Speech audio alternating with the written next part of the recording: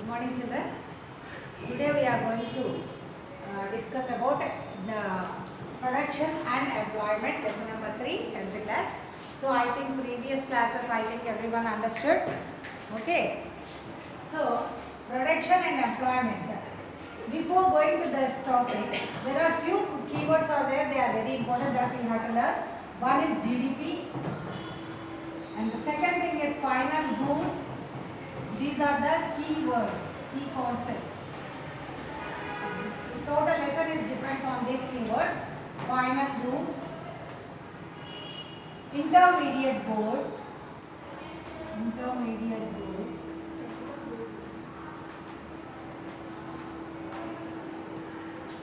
or organized sector and unorganized sector, and underemployment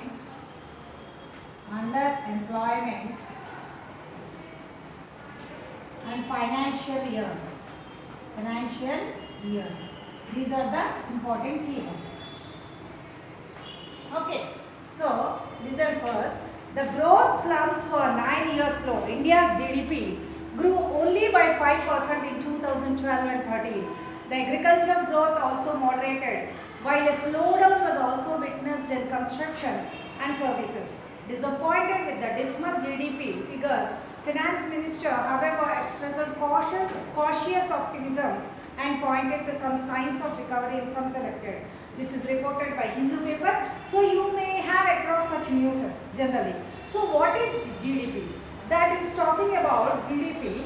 So what is meant by GDP? Why I said that particular para? Because you are talking regarding this GDP. So what is GDP? GDP is nothing but all goods and services.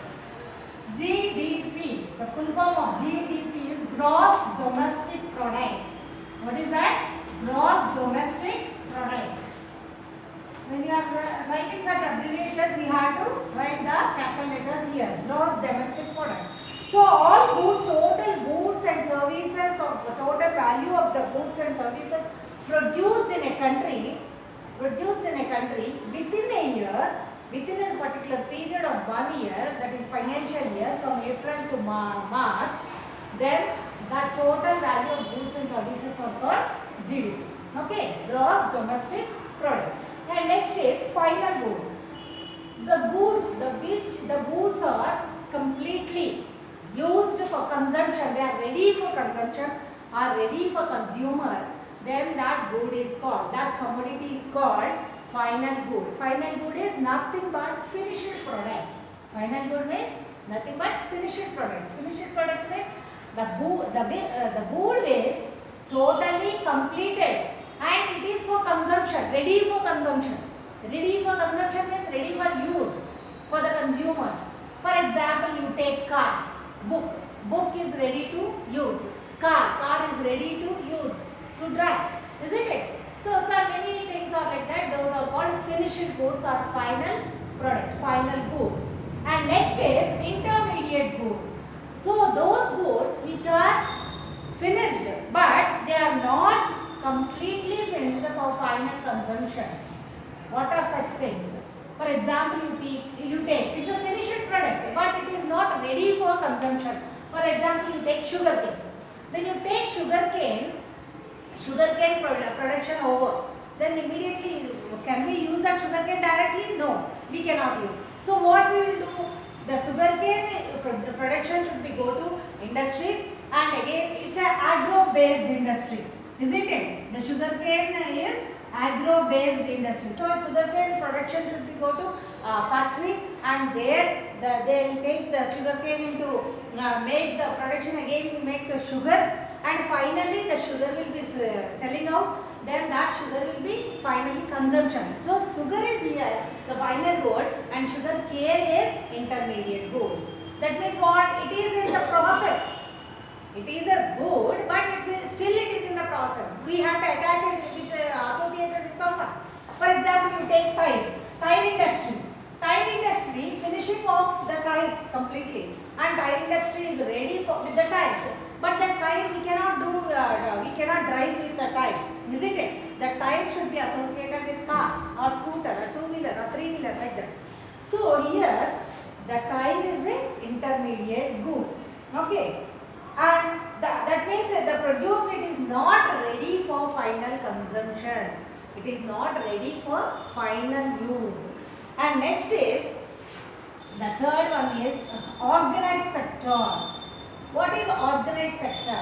The organized sector is generally in those organizations, everything is in according to government rules, is full procedure from the top staff to lower staff. That is all completely organized. You take an industry, production process is completely done, and after that, from the beginning, whoever the employees are there, those employees, and what is the production is there, it will be, everything goes on systematic with a definite pattern and definite wage rates, everything. So these are all in a systematic manner. Wherever, if that company is in all over India, then same rules will apply in that company all of the India. All of India. So what is happening here? The definite wage rates, they will have some security, their definite pattern of production, and whatever facilities they are going to give. For example, provident fund, okay, PF provident fund, and pension, and wage rates. Everything is in very definite pattern for all the people. It will be same rules and regulations by the government, and it will be in the same pattern for everyone. So that is called organized sector. Very big sectors like railways, okay, and railways, and big government organized sectors, industries, government schools, government hospitals. These are all comes under organized sector, and hotels, tourist places, everything. So next is going to unorganized sector. It is completely reversed to the organized sector. That means to almost these are the private concerns. If somebody is investing capital, they will have some profit. They want some more profit from that. So they will not have any definite pattern of wage pattern or salaries pattern or anything, or production, manufacturing. These are all on their wish. It is not following the rules and regulations, norms and conditions of the government. They will not follow. So they will have their own pattern. They will have their rules. For example, private schools, it depends. The salaries will be depends on their capital, their investment. Whether they want to give, they will give. Otherwise, they will not give. Some classes they will have pension. Some schools they will have pension. The other schools they will not have. That means they will not have any definite pattern of wage rates or salaries or security or comforts, whatever facilities and all. So this is called unorganized sector. Many unorganized sectors are there, like teachers, private companies, private hospitals. These are all comes under private hotels. These are all comes under unorganized sector. Next is last but one, underemployment. What is this underemployment? Generally, people will have some employment will be there definitely. So sometimes what happened? Some people are working in under some employment, but they are not using their full potentiality. Their full potentiality, they are not using that. Though they have a good potentiality, even though they will not go for, they will come for that employment with a low wages or low salaries. For example, you take one LKG teacher, one 10th class teacher. 10th class teacher, they are opting for UKG. Then she cannot use her full potentiality for LKG children, isn't it? So such times, that means they are not using full potentiality of them. They are not using. There is underemployment. They are getting less salary with that work, whatever work they are doing.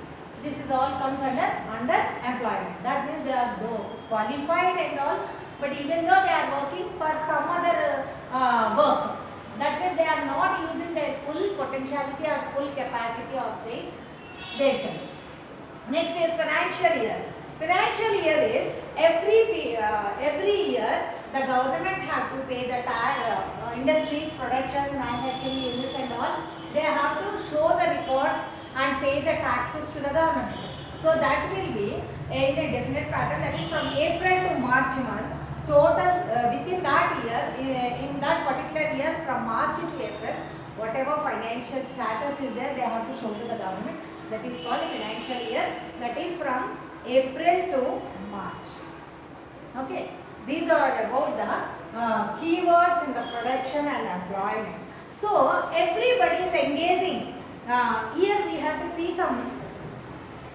We have to see some sectors of economy. In the previous classes, in 8th and 9th classes also, we learned all these things.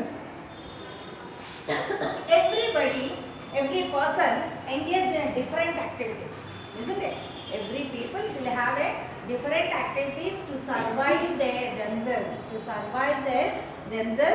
So everybody will have a different activities, different occupational activities. For example, you take, you see, a teacher. Teacher is in a service sector. She is giving service, or he or she is giving services.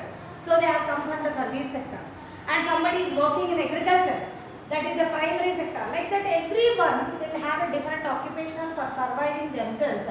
So in India, there are 3 sectors followed by that activities. The economies are divided into 3 types. Sectors of economy. This economy is divided into 3 sectors. So what are these 3 sectors? In previous classes also we learned. So first sector is predominantly agriculture. Primary sector. Primary sector is predominantly agriculture. Primary sector, or we can say it as agricultural sector. Agricultural sector. So agricultural sector or primary sector, we can, here it is a nature plays a dominant role. How nature plays a dominant role? Because we are doing agriculture here, and agriculture and allied activities. What are the agriculture and allied activities? Generally raising the crops and all in agriculture, and irrigation, agriculture, cultivation and all, and allied activities. Nature plays here a dominant role. How nature is playing a dominant role? Even comes under fishery, fishing, mining. These are all also comes under agriculture sector only, because these are all playing in nature, and soils plays a dominant role here. So these are all comes under agriculture sector. So some people are working under agriculture sector, and next is industrial sector, or we can say it as a secondary sector. Industrial sector or a secondary sector. What is this industrial sector and secondary sector? Here the agriculture. See, there is an interrelation between these 3 and highly influenced by one and another here.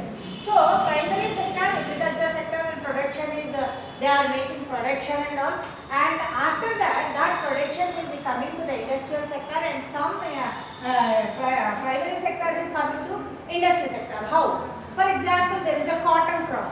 When they are making, producing agriculture cotton here, then again that cotton we cannot leave it like that. So we go to industrial sector, isn't it? So here the cotton will making as a fabric in industrial sector. So both are interrelated. Okay. Here the sector, industrial sector. Some here in this sector, some industries are based on agriculture, and some industries are based on mines and all other things. So here, for example, you take cotton, jute, beverage crops, coffee and tea, cotton, jute, wheat, sugar cane. These people are here in agriculture sector, they are producing, and this one is going to here, and production will be start here. So this is called industrial sector or secondary sector. And these crops are called agro-based industries. What are that? Agro-based industries. Why these are all agro-based industries? Because whatever industries are flourishing here, these are all based on agriculture. So these are all agro-based industries. That's why there is an interrelation between these 2. And next is service sector. When you go to service sector or tertiary sector, here this is totally different from these 2 sectors, because here there are 2 producing something here, but in the service sector there is no production. But what is happening here? Here whatever they are doing, but with it will be reflected here, and service sector is giving some services. Here they are not producing any goods, but they are producing, they are giving some services. For example, you take means of transport, means of transport, means of communication, hotels, tourists, education, hotels, education, tourists, tourism, hospitality, hospitality. These are all comes under service sector. So here, what is the relation? These two are different. Why these? Especially service sector is different from these two. These are producing something and it is giving services. But what is happening nowadays? Now, if you see the overall survey, it is dominating. In the previous before independence, the only primary sector, 98.9% children people are depending on the agriculture. But slowly they are jumped into industrial sector, and now the service sector is getting more. And after independence of 60 years, now it is getting more in service sector, and these two are according to survey they are reducing. So service sector will give details in the next class remaining part. Okay, thank you children.